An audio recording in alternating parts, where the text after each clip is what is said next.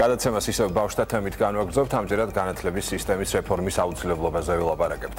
გაეროს ბავშვთა ფონდის ინფორმაციით გამოწვევად რჩება დღემდე განათლების დაბალი ხარისხი, რაზეც მიუთითებს საქართველოს დაბალი მაჩვენებელი მოსწავლეთა შეფასების საერთაშორისო კვლევებში, როგორიცაა მოსწავლეთა შეფასების საერთაშორისო პროგრამის ძირითადი კვლევა და წიგნიერების საერთაშორისო კვლევა. საქართველოში 15 წლის ასაკის მოსწავლეთა 2/3, როგორც ირკვევა, ვერ აკმაყოფილებს საბაზისო სტანდარტებს ფუნქციურ კითხვაში, საბუნებისმეტყველო საგნებსა და მათემატიკაში. მე სიამოვნებით წარმოგიდგენ ჩვენ სტუმარს ლაილა, ომარ, გადი, გაეროს ბავშვთა ფონდის წარმომადგენელი საქართველოში. მოგესალმებით, ძალიან დიდი მადლობა, რომ მოხვედით ჩვენთან. წლევანდელ საატესტატო გამოცდებზე დაახლოებით 11,000 მოსწავლე ჩაიჭრა. ვერ გადალახე ის კომპეტენციის ზღვარი, რომელიც სკოლის დასამთავრებლად იყო მნიშვნელოვანი. როგორ ფიქრობთ, რა არის ასეთი მაჩვენებლის ძირითადი პრობლემები, რა მოხდა ისეთი, რის გამოც მოსწავლებმა ვერ შეძლეს, რომ ეს საფინალო გამოცდა ჩაებარებინათ? I think that the issue of quality of education განათლების ხარისხის საკითხი of Georgia is really holding back Georgia from attaining its potential to economic growth, სრული პოტენციალის გამოვლენის თვალსაზრისით, სრული human capital development. ზრდის, ადამიანური There are a კაპიტალის number of reasons ინვესტირების თვალსაზრისით. არის კიდევ სხვა მიზეზი. ეს არის სწავლის პროცესის შედეგი. და ეს არასახარბიელოა საქართველოსი და საქართველოსთვის და ერთ-ერთი მიზეზი გახლავთ გამატებითი ინვესტიცია მასწავლებელთა მომზადებაში. და ასევე სტუდენტთა უზრუნველყოფა საშუალებებით, რასაც ჩვენ ვეძახით 21 საუკუნის უნარებს, ახალგაზრდებს, ჩვენ ოჯახებში, მეზობლებთან ხედავთ, ისინი აღარ ეყნობიან სწავლის ტრადიციულ გზებს, ახალგაზრდებს გაცილებით უფრო მეტი შეხედულობა გააჩნიათ ბავშვთა ტექნოლოგიურ სფეროში, ძალიან ბევრს სწავლობენ სოციალური მედიის, ინტერნეტის მეშვეობით და ამიტომაც უნიშნელოვანესი გახლავთ მოვახდინოთ სწავლების მეთოდოლოგიის ადაპტირება 21 საუკუნის მოთხოვნებზე მორგება. და ასევე იმის უზრუნველყოფა, რომ მასწავლებლები აგრძელებდნენ what we call pre-service training, which is the training of teachers before they start becoming teachers. სამუშაოს დაწყებამდე გაგვაჩნია პროცესი ტრეინინგის, სანამ მასწავლებლად შეუდგება მუშაობას პიროვნება.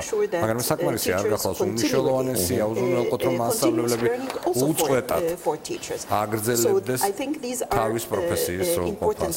ჩემი აზრით ეს უმნიშვნელოვანესი ფაქტორია, რომელიც ასევე უნდა იყოს გათვალისწინებული. Do we learn from the countries that have done well? იმ ქვეყნებიდან, რომლებსაც კარგი შედეგები globally have done well in education. გლობალური მასშტაბით ეს გახდა ესტონეთი, სინგაპური, ჩინეთიც შეუერთა მათ რიგებს და რეალურად about investing significant resources also in the early years სერიოზულ რესურსების ინვესტირებას განათლების საწყის ეტაპზე, ადრეულ ეტაპზე, მრავალ ქვეყანაში, საქართველოს მათ რიგებში დამატებით ფინანსური რესურსების ჩადებას ახორციელებს განათლების უფრო მაღალი ეშელონების დასაფინანსებლად.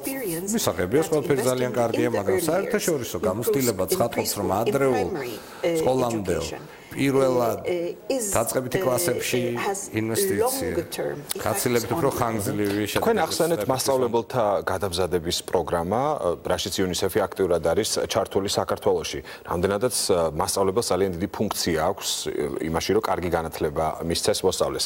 საქართველოში რას ამბობენ კვლევები, რამდენად მაღალია მასწავლებელთა დონე, რამდენად უახლოვდება იმ საერთაშორისო სტანდარტს, რაზეც თქვენ ამბობდით, ახლა რომ ესტონეთის მაგალითი, სინგაპური და ასე შემდეგ. No, it isn't. You know that there is an international აგაჩნიათ ინფორმაცია, რომ მასწავლებელთა კოლევა თალისი, რომელიც მასწავლებელთა მიღწევებზე აკეთებს აქცენტირებას. სამწუხაროდ საქართველოს which means that programs teacher training continue to be important. But also curriculum პროგრამების მომზადება, მისი განახლება, იმის უზრუნველყოფა, ჩვენ არ მხოლოდ ფოკუსირებას ისეთ მიმართულებებზე, როგორც არის მათემატიკა, მეცნიერება, კითხვის important skills საგანი, მაგრამ ისეთი უნარები შემოგვაქვს, როგორც გახლავთ კომუნიკაცია, პრობლემების უგვარების უნარი, ანალიტიკური მიმართულებები. აი ამ ჭრილში პროგრამების ადაპტირება. და რა თქმა უნდა, მასწავლებელთა გადამზადება უმნიშვნელოვანეს საკითხია. ძალიან მაინტერესებს თქვენი მოსაზრება განათლების ხარისხსა და სიღარიბეს შორის კავშირებზე. რა კავშირი აქვს კარგ განათლებას ეკონომიკურ წინსვლაში, სიღარიბის პრობლემის დაძლევაში, უმუშევრობის პრობლემის დაძლევაში, იმიტომ რომ ჩვენ ბევრი წელია ვლაპარაკობთ იმაზე, რამდენად მნიშვნელოვანია მოხდეს განათლების სისტემის რეფორმირება, თუმცა რეალურად ძალიან ნელი ნაბიჯებით მივდივართ ამისკენ. რა უნდა გაკეთდეს? აი თქვენი მთავარი რეკომენდაციები რა არის? თქვენი მთავარი რჩევები, რომელიც უნდა გაკეთდეს საიმისოდ, რომ უკეთესი სისტემა მივიღოთ. Okay. Again, I would say that investing in the early years of education pays off.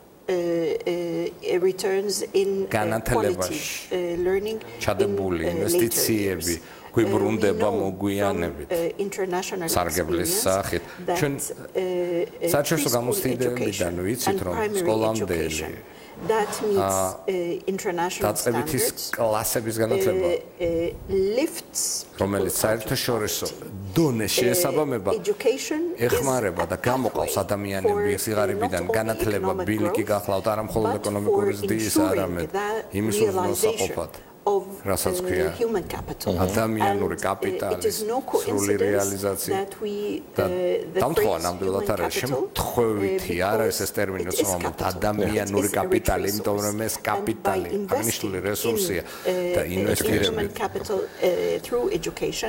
ადამიანთა კაპიტალში განათლების მეშვეობით ჩვენ ვიღებთ გზას ზრდის ჩვენ ვაკვირდებით მაგალითებს იმ ქვეყნებს რომელსაც გააჩნიათ შეზღუდული რესურსები მსოფლიო მასშტაბით მაგალითად სინგაპურის კაპიტალს ვინდა მისახელებს ადამიანური კაპიტალი ამის მეშვეობით მოახდინეს ესეთი პროგრესის მიღწევა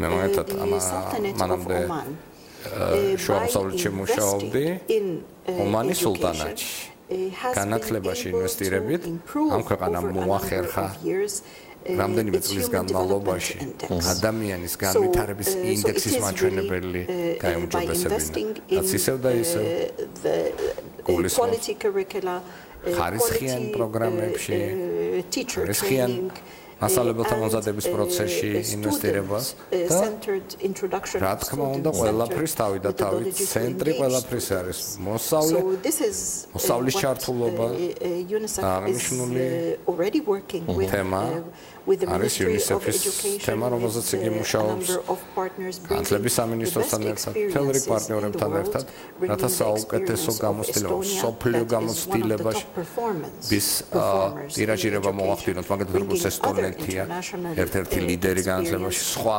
საერთაშორისო მაგალითები გსურს გამოვიყენოთ პროგრამების შემუშავების, მასწავლებელთა მომზადების და რეალურად ხარისხიანი სწავლების სტანდარტების და Right.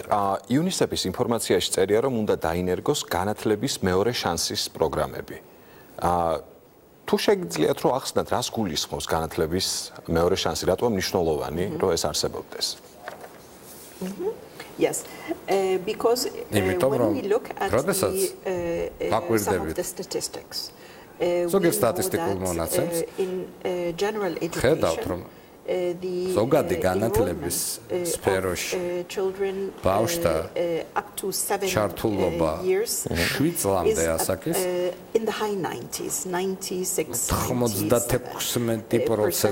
96%-ის რაიონშია, მაგრამ in secondary მეორადი განათლების დონეს თუ დავაკვირდებით, დავინახავთ, რომ ერთი 15 to 18-year-olds are out of school.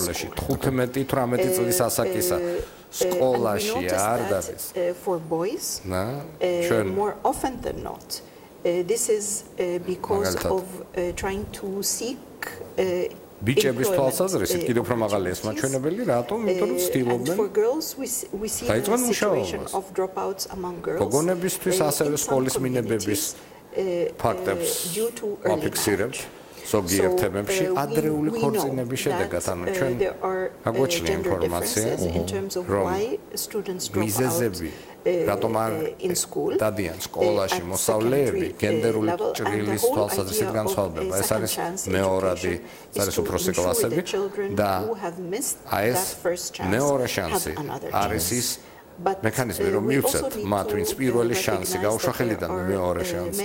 და ჩვენ ასევე უნდა ვაღიაროთ, რომ არსებობს მთელი რიგი ახალგაზრდა მოსავლე, რომელიც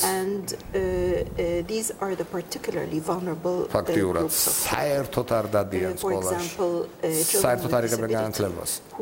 მაგალითად, შეზღუდული შესაძლებლობის ბავშვები, რომელთაც პრობლემები აქვთ ადაპტირების, პრობლემები აქვთ სწავლების პროცესთან მიმართებაში, იმიტომ რომ სწავლების პროცესი ყოველთვის არ ითვალისწინებს მათ შესაძლებლობებს. და ჩვენ ასევე ვაკვირდებით მაგალითებს ეთნიკური უმცირესობის წარმომადგენელ ბავშვთა ტენდენციებს, რომლებიც სკოლაში არ დადიან ენის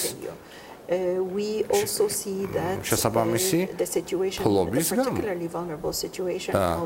ხედავთ ასევე მოწყვლადობას იმ ბავშვებთან დაკავშირებით განსაკუთრებული მოწყვლადობის დონეს ქუჩის ბავშვებთან, რომლებიც მუშაობენ და ქუჩაში ცხოვრობენ. ეს ბავშვები ისეთი თვალშისაცემი თემა არ გახლავთ, მაგრამ ჩვენ უნდა ვიზრუნოთ განათლების სისტემამ უზრუნველყოს მათ საჭიროებები. ანუ მიუცეთ პირველი შანსი ამის თვალსაზრისით განათლების მადლობა. Thank you very much for your time.